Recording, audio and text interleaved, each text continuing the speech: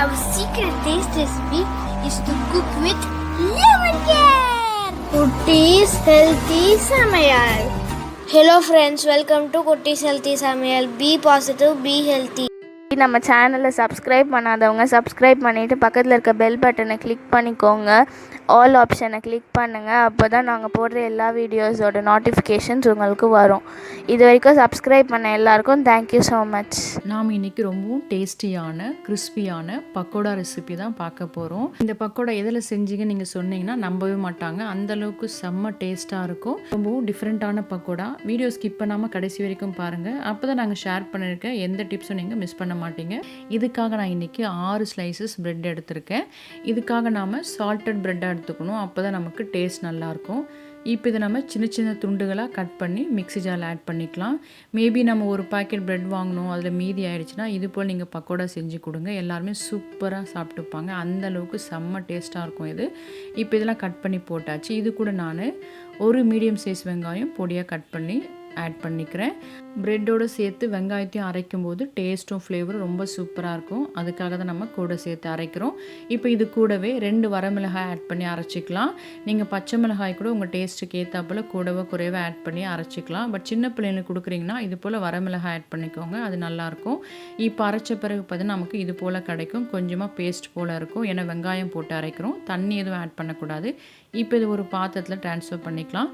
இது கூட நான் ஒரு 5 டேபிள் ஸ்பூன் அளவுக்கு கடலை மாவு ஆட் பண்ணிக்கிறேன். கடலை பருப்பு பொதுவாக எல்லார் வீட்லேயும் அவைலபிளாக இருக்கும். இதை நம்ம மிக்ஸியில் ஆட் பண்ணி பவுட்ரு பண்ணி கூட இதோட ஆட் பண்ணிக்கலாம். இது கூட கொஞ்சமாக ஒரு 4 பல்லு பூண்டு க்ரஷ் பண்ணி ஆட் பண்ணிக்கிறேன். அது கூடவே கொஞ்சமாக கருவேப்பிலை இலைகளை ஆட் பண்ணிக்கலாம்.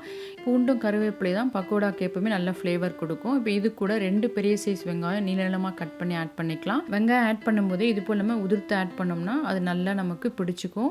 அதே போல் வெங்காயம் நிறைய ஆட் பண்ணால் பக்கோடாக்கு ரொம்ப டேஸ்ட் இருக்கும், இல்லைனா வெறும் மாவாக தான் இருக்கும். இது போல் நிறைய வெங்காயம் ஆட் பண்ணிக்கோங்க.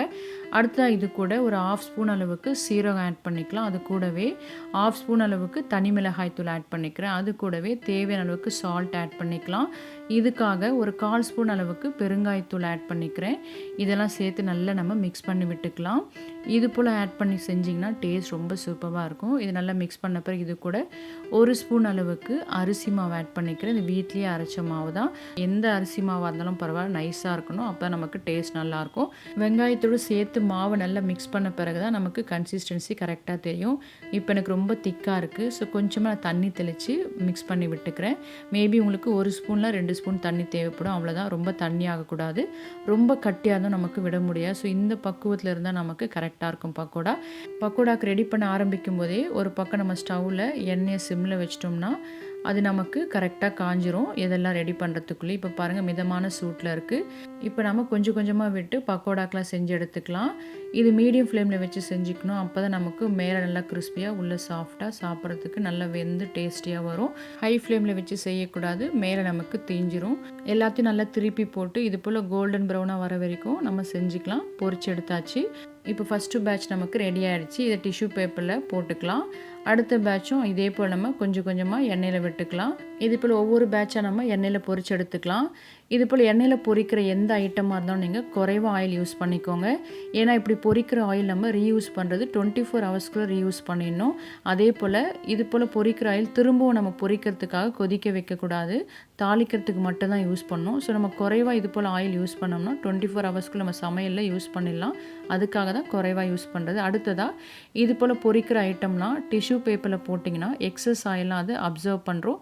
ஸோ நம்ம சாப்பிடும்போது அந்தளவுக்கு திகட்டாது, ஆயிலும் நமக்கு இன்டேக் அந்தளவுக்கு உள்ளே போகாது. பொதுவாகவே இது போல் பொரிக்கிற ஐட்டம் நிறைய சாப்பிடக்கூடாது, அன்ஹெல்த்தி தான்.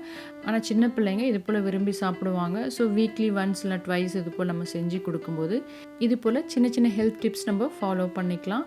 இது போல் ஆயில் ஐட்டம்லாம் பொதுவாக கடைகளில் நம்ம வாங்கி சாப்பிட்ற அவாய்ட் பண்ணுறதுக்கு வீட்டில் நம்ம செஞ்சு கொடுக்கலாம்.